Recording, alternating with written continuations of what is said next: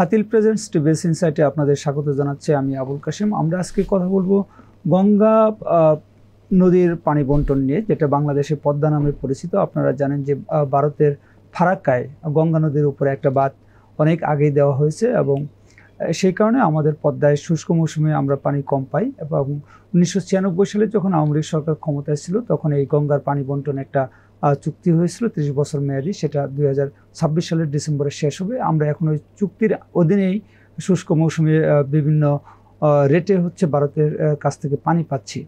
তো এই চুক্তির মেয়াদ শেষ হলে যাতে আমাদের পানির সংকট না হয় বা আমরা যাতে আমাদের ন্যায্য হিস্সা অনুযায়ী গঙ্গার পানি পাই, তো সেই বিষয়টা নিশ্চিত করার জন্য এই চুক্তিটা এখন নবায়ন করা প্রয়োজন।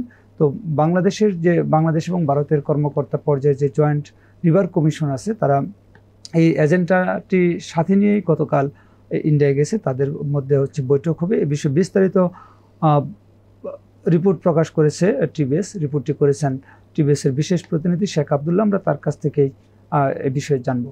আবদুল্লাহ, আপনাকে স্বাগত জানাচ্ছি। আপনার রিপোর্ট যেটা হচ্ছে যে আমাদের যে জয়েন্ট রিভার কমিশনের বাংলাদেশের কর্মকর্তারা ভারতে গিয়েছেন, তারা হচ্ছে গঙ্গা চুক্তি নবায়নের বিষয়ে ওখানে আলোচনা করবেন। এ বিষয়ে একটু বিস্তারিত বলবেন। ধন্যবাদ আপনাকে। আপনি যে বলছিলেন যে আসলে 1996 সালে গঙ্গা পানি বন্টন চুক্তি হয়েছিল। এটার মেয়াদ 30 বছর। 2026 সালের ডিসেম্বরে এটা শেষ হবে। 2024 সালের শুরুর দিকে যখন আওয়ামী লীগের সরকার ছিল বাংলাদেশে, তখন আওয়ামী লীগ সরকার নির্বাচিত হয়ে আসলো। তারপরে ভারত ভ্রমণে গিয়েছিলেন শেখ হাসিনা। ওই সময় ভারতের প্রধানমন্ত্রী নরেন্দ্র মোদীও কিন্তু এই চুক্তিটা নবায়ন করার জন্য ভারতের বিশেষজ্ঞরা প্রস্তুত বা তারা আলোচনা করতে চায়, এই ধরনের কথাবার্তা ওই সময় বলেছিলেন। তারপরে তো পট পরিবর্তন হয়েছে। যাই হোক, এখন যেটা হচ্ছে যে ভারতের কলকাতাতে আপনি বলছিলেন জয়েন্ট রিভার কমিশন, বাংলাদেশ এবং ভারতের পানি খাতের বা এই সংশ্লিষ্ট খাতের বিশেষজ্ঞদের নিয়ে গঠিত যে যৌথ নদী কমিশন, সেই নদী কমিশনের 86তম বৈঠক চলছে। এই বৈঠকে অনেক ধরনের এজেন্ডা আছে, মোট 11টি এজেন্ডা আছে বা আলোচ্য বিষয় আছে বাংলাদেশের পক্ষ থেকে। তার মধ্যে এটিও একটি। তিস্তার যে চুক্তি, তিস্তা পানি বন্টনের চুক্তি, তার খসড়া চূড়ান্ত অনুমোদন করা যায় কিনা সেটি নিয়েও কিন্তু সেখানে আলোচনা হবে। তবে এইটি সবচেয়ে গুরুত্বপূর্ণ এই কারণে যে ভারত আর বাংলাদেশের মধ্যে 54টি নদীর হচ্ছে সংযোগ রয়েছে। এই সংযোগ থেকে আমরা অন্যান্য কোনো নদী থেকে কিন্তু আমাদের পানি বন্টন চুক্তি আমরা করি না, নেই বা পর্যন্ত, শুধুমাত্র গঙ্গার নদী ক্ষেত্রে আছে। তো এটা আপনার সামনের দিনগুলোতে কেমন হবে সেটি নিয়ে বাংলাদেশের একটা প্রস্তুতি কমিটি কাজ করেছে ইতিমধ্যে, যে আমরা এই চুক্তিটি নবায়ন করব। সেই নবায়নের সময় কি আগের মতন চুক্তিটাই নবায়ন হবে নাকি সেই নতুন করে আর একটা চুক্তি হবে বা আগের চুক্তির সাথে নতুন কোনো ক্লজ যুক্ত হবে, এই নিয়ে বাংলাদেশে একটা কমিটি, যাদেরকে হচ্ছেন এই চুক্তি নবায়নের জন্য প্রস্তুতি কমিটি বলা হচ্ছে, তারা কাজ করেছে। তারা কাজ করে তারা কিছু সুপারিশ করেছে যে সামনে এই চুক্তি তো দীর্ঘমেয়াদে হয়, যেটা ইতিমধ্যে আছে সেটা 30 বছর মেয়াদে, এরপরে চুক্তিটাও হয়তো কমপক্ষে 30 বছর মেয়াদ অথবা তার থেকে বেশি মেয়াদে হবে। তো সেই ক্ষেত্রে এই চুক্তি সময়ের আবহাওয়ার কী ধরনের পরিবর্তন হবে, জলবায়ুর কী ধরনের পরিবর্তন হবে, নদীর পানির প্রবাহ কেমন থাকবে, এইগুলো বিশ্লেষণের বিষয় রয়েছে। বর্তমান যে চুক্তিটাই আছে সেটি কিন্তু 1949 সাল থেকে 1988 সাল পর্যন্ত গঙ্গার পানির প্রবাহ যেমন ছিল তার ভিত্তি ধরে করা। তো ঠিক একইভাবে পরের চুক্তিটা করার ক্ষেত্রেও নিশ্চয় গত 30 বছরে গঙ্গার পানির প্রবাহ কেমন ছিল সেটি একটা বিচারের বিষয় থাকবে। তো এইটা 6 জনের একটি কমিটি হবে, ভারতের পক্ষ থেকে 3 জন এবং বাংলাদেশের পক্ষ থেকে 3 জন। এই 6 জনের একটা যৌথ কমিটি হবে, যারা এটা পর্যালোচনা করবে যে এই চুক্তি নবায়নে কি কি করণীয় আছে। তারপরে গিয়ে 2026 সালে হচ্ছে ডিসেম্বরে 2026 সালে 12 ডিসেম্বর এই চুক্তির মেয়াদ শেষ হবে। তার আগেই হয়তো নতুন একটা চুক্তি হওয়ার কথা বা হবে, সেটি নির্ভর করবে বাংলাদেশ চাচ্ছে আর কি, বাংলাদেশের এটা প্রয়োজন বা এটা করতে হবে। এটি নির্ভর করবে রাষ্ট্রের হচ্ছে রাষ্ট্র থেকে রাষ্ট্র পর্যায়ে আর কি, মানে এটা সরকার থেকে সরকারের চুক্তি। যে এখন যৌথ নদী কমিশনের বৈঠক হচ্ছে, এই বৈঠকই যে চুক্তির এক বিষয়ে কোনো চূড়ান্ত সিদ্ধান্ত দিবে ব্যাপারটা কিন্তু তা না। এইটার হচ্ছে দুই দেশের সরকারের মধ্যে সমঝোতা অথবা তাদের পারস্পরিক সম্পর্ক, এইগুলোর উপরে নির্ভর করবে এই চুক্তি পরবর্তীতে কবে হবে বা হবে না। এখন আপনার কাছে জানতে চাবো যে এই যে আপনার বক্তব্য আছে যে দুই দেশের সরকারের মধ্যে যে সম্পর্কের উপর নির্ভর করবে এই চুক্তি নবায়নের বিষয়টা, বা বাংলাদেশ আগের চেয়ে বেশি পানি পাবে বা আগের মতোই পাবে, বা আদৌ এই চুক্তি নবায়ন হবে কিনা সে বিষয়টা।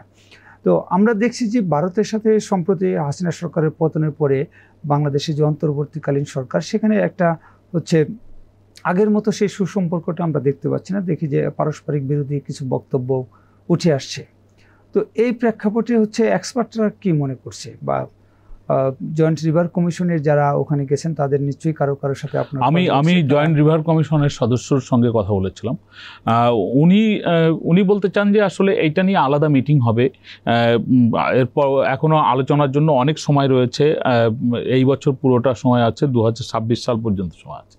এই আলোচনাগুলো নিয়ে উনি নিজেও একটু মানে পরিষ্কার না যে সামনের আলোচনাগুলো আসলে শুধু ওনাদের পর্যায়ে হবে নাকি এটা রাজনৈতিক পর্যায়ে হবে। বাংলাদেশে এখন একটি অন্তর্বর্তীকালীন সরকার যাচ্ছে। আপনি বলছিলেন যে এই সরকারের সঙ্গে ভারতীয় সরকারের যে মত পার্থক্য অথবা সম্পর্কে যে আগের মতো দুই দেশের সরকারের যে উষ্ণতা ছিল, এখনকার সরকারের মধ্যে সেই উষ্ণ ভাবটা নেই, বরং বলা যেতে পারে সম্পর্ক অনেকটা শীতলই।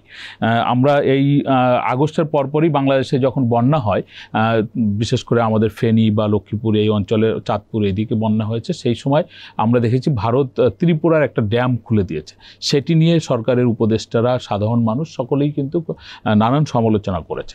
এবং এখন নদী কমিশনের, যৌথ নদী কমিশনের যে বৈঠক হচ্ছে, সেই বৈঠকে কিন্তু বাংলাদেশের একটা লক্ষ্য আছে যে দুই দেশের হচ্ছে যৌথ ফ্লাড ফরকাস্টিং মডেল বের করা, যাতে পরবর্তীতে এই ধরনের কোনো সমস্যা না হয় যে ভারত তাদের কোনো ড্যাম থেকে পানি ছেড়ে দিচ্ছে, বাংলাদেশে অসুবিধা হচ্ছে।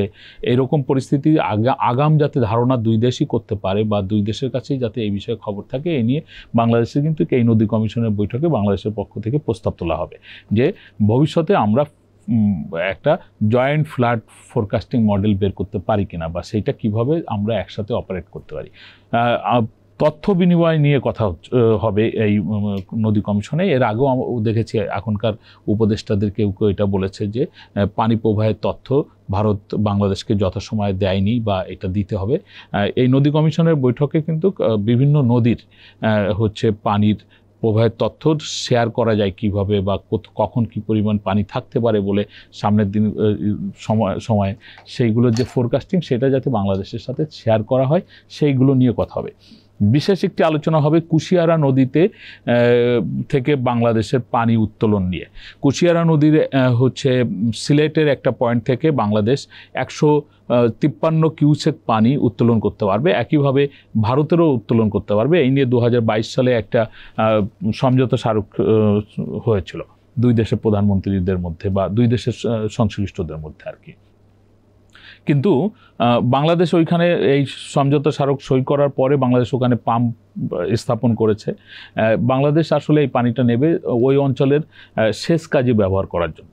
কিন্তু ভারত নিতে চায় ত্রিপুরার যে সাব্রম নামে একটা এলাকা রয়েছে, সেখানকার সুপেয় পানির ব্যবস্থা করার জন্য তারা এখান থেকে পানি নিতে চায়। কিন্তু ভারত আসলে এখনো পর্যন্ত কোনো পদক্ষেপ নেয়নি। সেখানে তারা কোনো ধরনের পাম্প স্থাপন করা বা পানি সঞ্চালনের জন্য লাইন স্থাপন করা, এগুলো করে নাই। 2022 সালে এইটা MOUটা হলো, এখনো পর্যন্ত এই পানি নিতে পারছে না বাংলাদেশ, বা ভারত নিচ্ছে না। বাংলাদেশ এখন চাচ্ছে যে ভারত যদি দেরি করেও নেয়, বাংলাদেশ যাতে তার সুবিধা অনুযায়ী এখন থেকে নিতে পারে, ভারত যাতে অনুমতি দেয়, সেই আলোচনাটা হবে। আরেকটা বিশেষ আলোচনা হবে যে এই যে যৌথ নদীর কথা বলছিলাম আপনাকে, যে আমাদের 54টি যৌথ নদী আছে, এই সব নদীর কোনো জায়গায় যদি ড্রেজিং করতে হয়, সব নদীর কোনো জায়গায় যদি কোনো বাঁধ স্থাপন করতে হয়, অথবা মানে যে বাঁধ আছে সেই বাঁধেরও যদি সংস্কার করতে হয়, তাহলে কিন্তু ভারতীয় অংশে যদি করতে হয় এটা বাংলাদেশের কাছ থেকে অনুমোদন নিতে হয়, বাংলাদেশ অংশে করতে হলে ভারতের কাছ থেকে বাংলাদেশের অনুমোদন নিতে হয়। বাংলাদেশের বর্তমানে 70টি জায়গায় আপনার ড্রেজিং এবং এই বাঁধ সংস্কারের কাজ আছে বিভিন্ন নদীতে। এই 70টি জায়গার ক্ষেত্রে বাংলাদেশ কিন্তু তাদের কাছে অনুমোদন চাইবে। এটা সবসময় তারা দিয়ে থাকে, বা বাংলাদেশও তাদেরকে দিয়ে থাকে, এটা পাওয়া যাবে আশা করা যায়। পাশাপাশি বেশ কয়েকটি নদীর পানি বন্টন নিয়ে চুক্তির কথাবার্তা বাংলাদেশের পক্ষ থেকে তোলা হবে।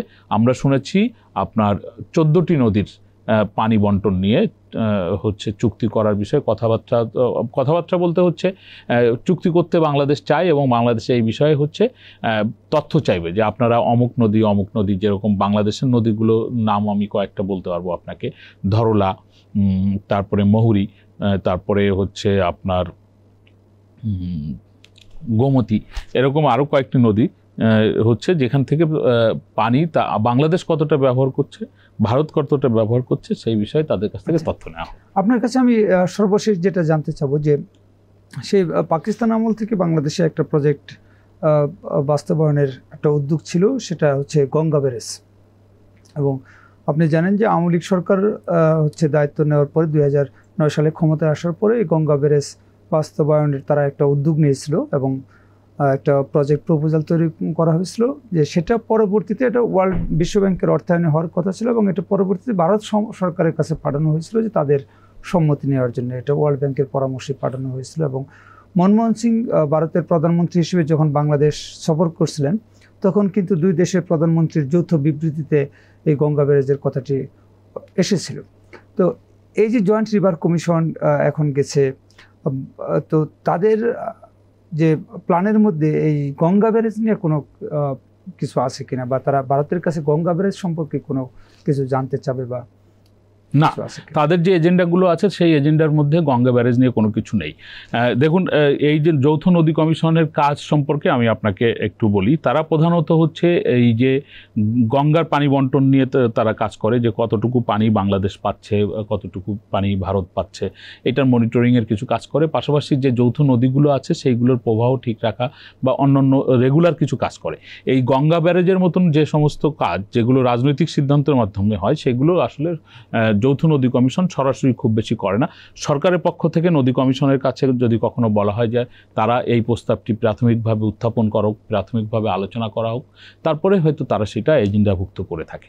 কিন্তু এইরকম একটা আলোচনার মধ্যে সাধারণ যে বৈঠকগুলো, সেখানে এই ধরনের আলোচনা সাধারণত থাকে না। ধন্যবাদ আপনাকে। প্রিয় দর্শক, আপনারা হাতিল প্রেজেন্টস ইনসাইট শুনলেন। আমরা আশা করব যে আমাদের যে গঙ্গা পানি বন্টন চুক্তি যেটা আছে 2026-এর 12 ডিসেম্বর যার মেয়াদ শেষ হবে, এই মেয়াদ শেষের আগেই দুই দেশ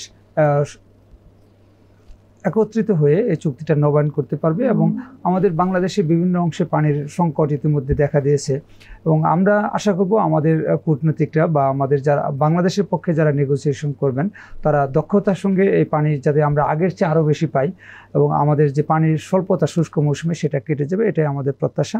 আমাদের শো যদি আপনাদের ভালো লাগে, আপনারা লাইক করবেন, শেয়ার করবেন। সবাইকে ধন্যবাদ।